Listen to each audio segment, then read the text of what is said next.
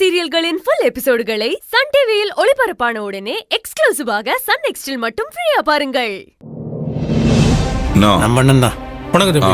வணக்கம் தம்பி. வாங்க உட்காருங்கண்ணே.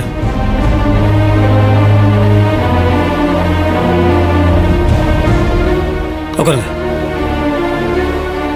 மாமா. உட்காருவா. நீங்க உட்காருங்க. இரு மாப்பிள்ள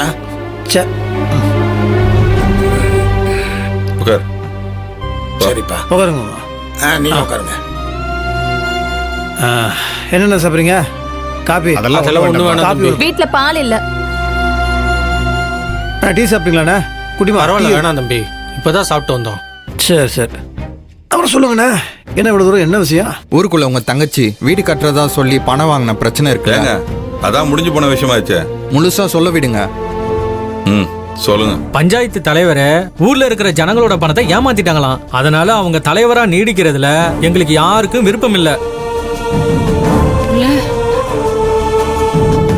அவங்க கிட்ட ராஜினாமா கடிதத்தை வாங்கிக்கிட்டு பதவியில இருந்து தூக்கிட்டு புதுசா தேர்தல் நடத்துங்கன்னு மனு கொடுத்திருக்காங்க.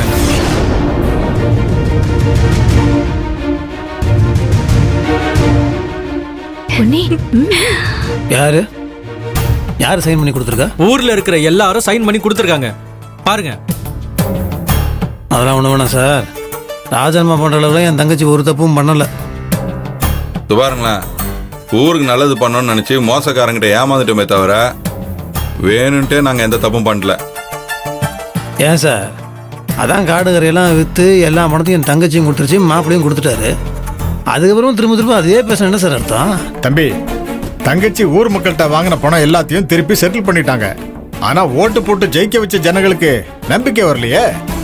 அப்புறம் நம்ம கிராமம் நல்லா இருக்கணுங்கிறதுக்காக நிதி ஒதுக்கி இருக்காங்க. அதுல துளசி கை வைக்க மாட்டாங்கிறதுக்கு என்ன நிச்சயம்னு கேக்குறாங்க. அதுக்கு என்னால பதில் சொல்ல முடியல தம்பி.